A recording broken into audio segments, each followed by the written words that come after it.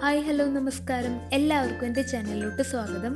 ഇന്ന് ഞാനിവിടെ എല്ലാവർക്കും ഇഷ്ടമുള്ള ചായക്കട സ്റ്റൈൽ ഉള്ളിവടയുടെ റെസിപ്പി ആയിട്ടാണ് വന്നിരിക്കുന്നത്. അപ്പോൾ അതിന് വേണ്ടിയിട്ട് ഞാനൊരു പാത്രത്തിലോട്ട് 2 മീഡിയം സൈസുള്ള സബോള ഇതുപോലെ സ്ലൈസ് ആയിട്ട് അരിഞ്ഞത് ആഡ് ചെയ്ത് കൊടുക്കുകയാണ്. പിന്നെ 3 പച്ചമുളക് ചോപ്പ് ചെയ്തതും കൂടി ആഡ് ചെയ്ത് കൊടുക്കുക. ഇതിൻ്റെ എണ്ണം നിങ്ങളുടെ എരിവിനനുസരിച്ച് കൂട്ടും കുറയ്ക്കുകയൊക്കെ ചെയ്യുക. പിന്നെ നമുക്ക് വേണ്ടത് ഒരു തണ്ട് കറിവേപ്പില ജസ്റ്റ് ഇതുപോലെ ഒന്ന് ചോപ്പ് ചെയ്തതും കൂടി ഇട്ട് കൊടുക്കുക.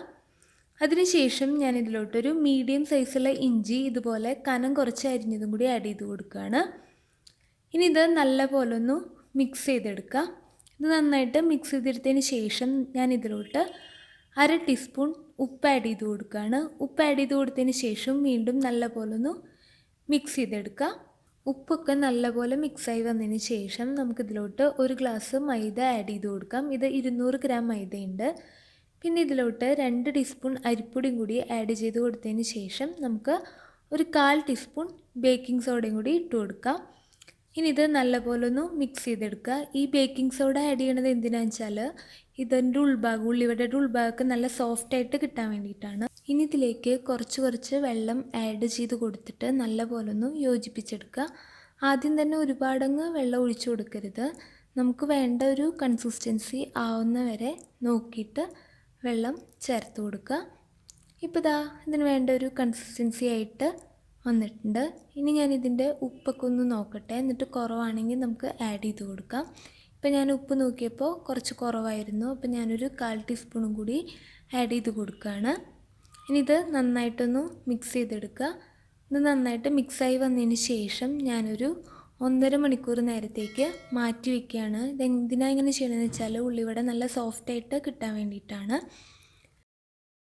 ഇപ്പോൾ 1.5 മണിക്കൂറൊക്കെ കഴിഞ്ഞ് നോക്കിയപ്പോൾ സബോളയിൽ നിന്നൊക്കെ വെള്ളം ഇറങ്ങി വന്നിട്ട് കറക്റ്റ് വട തയ്യാറാക്കാനുള്ള കൺസിസ്റ്റൻസിയിൽ ആയിട്ടുണ്ട്. ഇതുകൊണ്ടാണ് നേരത്തെ ഞാൻ നല്ല തിക്കായിട്ട് മാവ് തയ്യാറാക്കി വെച്ചത്. ഇനി നമുക്ക് ഉള്ളിവട ഉണ്ടാക്കുന്ന സമയത്ത് എങ്ങാനും കുറച്ച് വെള്ളം കൂടുതലായിട്ട് തോന്നുകയാണെങ്കിൽ അപ്പോൾ കുറച്ച് അരിപ്പൊടി ഒന്ന് ആഡ് ചെയ്ത് കൊടുത്താൽ മതി. ഇനി നമുക്ക് ഉള്ളിവട തയ്യാറാക്കാം. അപ്പോൾ അതിന് വേണ്ടിയിട്ട് ആദ്യം തന്നെ നമ്മുടെ കൈയൊക്കെ നല്ലപോലെ ഒന്ന് നനയ്ക്കുക. അതിന് ശേഷം ഈ മാവിൽ നിന്ന് നമുക്ക് ആവശ്യമുള്ള വലുപ്പത്തിൽ ഇതുപോലൊരു ബോൾ പോലെ എടുക്കുക. കൈ നനയ്ക്കുമ്പോൾ നമുക്ക് കയ്യിലധികം ഒട്ടിപ്പിടിക്കാണ്ട് ഇതിങ്ങനെ ചെയ്തെടുക്കാനായിട്ട് പറ്റും. അതിന് ശേഷം ഇതിൻ്റെ സെൻറ്ററിൽ ഒരു ഹോൾ ഉണ്ടാക്കുക. നമ്മൾ ഉഴുന്നുവടയൊക്കെ ചെയ്യണ പോലെ തന്നെയാണ് ഇതും ചെയ്യണത്. ഇതുപോലെ ബാക്കിയെല്ലാം തയ്യാറാക്കിയിട്ട് നമുക്ക് വറുത്തെടുക്കാം. ഇപ്പോൾ വെളിച്ചെണ്ണയിലോ സൺഫ്ലവർ ഓയിലോ നിങ്ങൾക്ക് ഇഷ്ടമുള്ളതിൽ വറുത്തെടുക്കാം. ഞാനിപ്പോൾ ഇവിടെ വെളിച്ചെണ്ണയാണ് എടുത്തിരിക്കുന്നത്. അതിലോട്ട് നമ്മൾ നേരത്തെ തയ്യാറാക്കി വെച്ചിരിക്കുന്ന ഉള്ളിവട ഓരോന്നായിട്ട് ഇട്ട് കൊടുക്കുക. എണ്ണ കുറവാണെങ്കിൽ 2-3 എണ്ണമൊക്കെ ഇട്ടിട്ട് വറുത്തെടുത്താൽ മതി. അല്ലെങ്കിൽ എല്ലാം കൂടി ഒട്ടിപ്പിടിച്ചിട്ട് ഇതിൻ്റെ ഷേപ്പൊക്കെ ആകെ മാറിപ്പോവും. പിന്നെ ലോ ടു മീഡിയം ഫ്ലെയിമിലിട്ടിട്ട് വേണം ഇത് വറുത്തെടുക്കാനായിട്ട്. അല്ലെങ്കിൽ ഉൾഭാഗം വേവില്ല, പുറത്തെ ലെയറൊക്കെ കരിഞ്ഞു പോവുകയും ചെയ്യും. നമുക്കിനി ഇതൊരു ഗോൾഡൻ ബ്രൗൺ കളർ ആവണ വരെ നല്ലപോലെ ഒന്ന് ഫ്രൈ ചെയ്തെടുക്കാം. ഇപ്പോൾ നമ്മുടെ ഉള്ളിവടയൊക്കെ ഏകദേശം റെഡി ആയിട്ടുണ്ട്.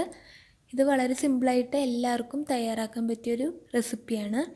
അപ്പോൾ ഇന്നത്തെ എൻ്റെ ഈ വീഡിയോ ഇഷ്ടപ്പെട്ടിട്ടുണ്ടെങ്കിൽ ചാനൽ ഇതുവരെ സബ്സ്ക്രൈബ് ചെയ്യാത്തവരുണ്ടെങ്കിൽ ആ സ്ക്രീനിൽ കാണുന്ന സബ്സ്ക്രൈബ് ഐക്കണിൽ ഒന്ന് ക്ലിക്ക് ചെയ്യുക. എന്നിട്ട് ചാനലൊന്ന് സബ്സ്ക്രൈബ് ചെയ്തേക്കുക. അപ്പോൾ പുതിയൊരു വീഡിയോ ആയിട്ട് കാണുന്നവരെ എല്ലാവർക്കും ബൈ.